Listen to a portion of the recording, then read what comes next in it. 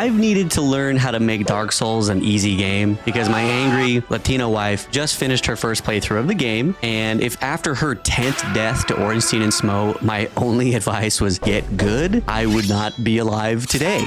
So these are the 10 reasons I've been able to find why Dark Souls is actually an easy game, starting from least impactful to most impactful. The last couple get a little controversial, so bear with me when we get there. Number 10. Havel's armor. This is almost an invincibility cheat code in Dark Souls. It's wild. I had my wife wear the armor set to first try Nito and Four Kings like it was absolutely nothing. Just throw this armor on anytime you want to significantly reduce the amount of damage taken, difficult areas, difficult enemies. When you reach the end of Marley and Me, the best part of Havel's armor is that when you wear it, nobody can see you cry. Number 9. Cheese. Video game cheese and real cheese have a lot in common. They both offer fast, albeit temporary, solutions to your problems. Sad that your girlfriend broke up with you? Cheese. Taurus Demon beating your ass? Cheese. Went all in on Blockbuster? Cheese. Ceaseless discharge causing you to discharge ceaselessly with anger? Cheese.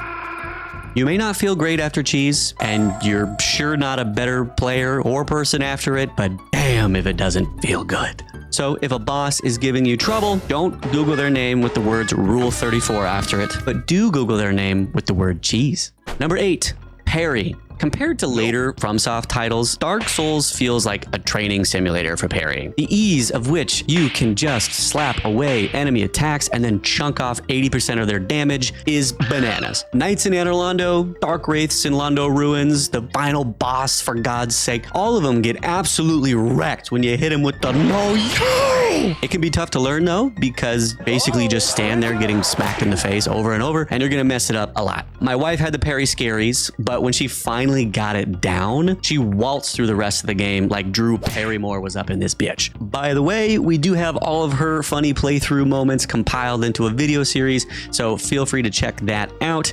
And if you really like the videos that we're making here, please subscribe. It really helps us out. Number 7, summons can do work. Why do people love Knight Solaire so much? Is it because of his charming laugh? His iconic drip? Yes, but also because if you summon this man into a fight, he will fuck shit up. You can summon this glorious Sunbro for so many bosses, but usually he's used to even the playing field against the Bell Gargoyles and Ornstein and Smough, turning a very intimidating 2 versus 1 into a manageable 2v2 where you actually even have the edge. And that's not the end of it. Other NPCs like Iron Tarkus can literally solo kill the Iron Golem boss, which is a mysterious boss, by the way. Who would need an armor with a hole in the chest? Wait a minute.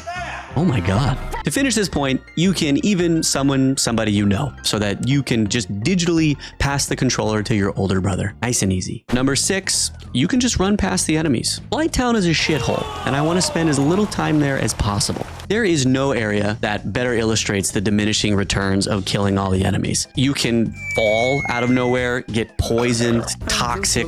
It is cheap death city. Easy mode is just running past all the enemies and calling it a day. It's a lot easier to just sneak into Quelaag's lair from the left side instead of fighting every poop-slinging emo Shrek that you come across. And remember, all these things are not ideal on their own, but when you toss in summoning with cheese and running past enemies, then... Baby, you got a stew going. Number 5. Pyromancy. Let me try to illustrate how broken this is, okay? Lord Gwyn is the Lord of Cinder. That's fire stuff. He wields a fire sword. The demon Fire Sage is literally on fire, surrounded by a lake of lava. What type of damage would you think that they would be resistant to? Fire. They're actually weak to it. So the demon Fire Sage is just eternally screaming in pain. So not only is Pyromancy super accessible, very scalable, and does a crap ton of damage, even bosses and areas that any sane human would make resistant to fire, they're actually weak to it. Number 4, kindling to plus 20. Imagine that there's a school bully and he sees a kid skipping along to class. Promptly, the bully throws the kid in a dumpster and steals his lunch money. Now, it turned out that that kid was Bill Gates' son.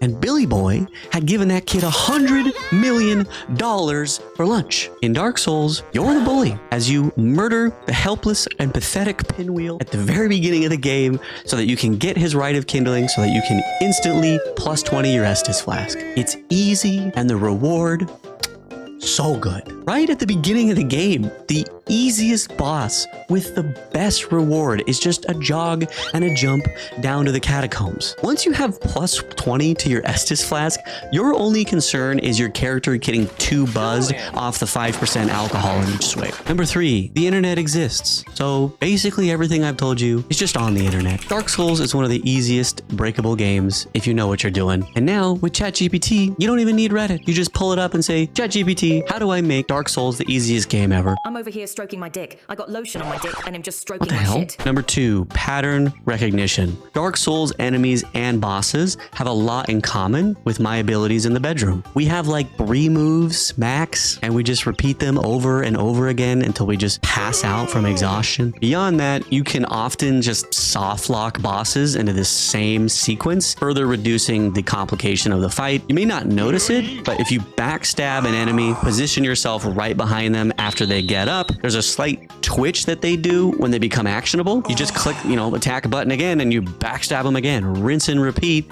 and there you go. You don't need to understand every single boss and enemy's move in their toolkit to make things easy. You can just master your response to one single move. Rinse and repeat. Number 1, patience wins all battles. All right, here's the controversial one. At the end of the day, what makes Dark Souls an easy game, or any game for that matter, is you. You can have the best build, the best game knowledge, you can know everything about a game, but if you don't have the patience, the willingness to learn, then you're always gonna struggle. I think Dark Souls is considered such a difficult game because it doesn't really hold your hand like a lot of modern games. You have to, read item descriptions, interact with the online community. The game is also jank as hell. Gravity has killed more people in any of these From Software games than any boss ever has or ever will. You don't get past this super monkey ball bullshit with any skill. It's just patience. Watching my wife complete her first playthrough actually kind of blew my mind. Despite her skill issues as her first playthrough, she did so much better than me in places like Sen's Fortress, in places like the beginning of Anor Londo, Blighttown, basically anywhere that required just a lot of patience and taking precautions. She did way better than I did on my first playthrough. And that's everything, babes. Let me know if I missed something. Let me know if the order is off or what made the game easier for you. My wife and I have a bunch of other FromSoft game videos, other video game videos, all sorts of stuff on our channel. So feel free to check that out. And if you like the video, a like and a comment goes a long way. But as always, thanks so much for watching.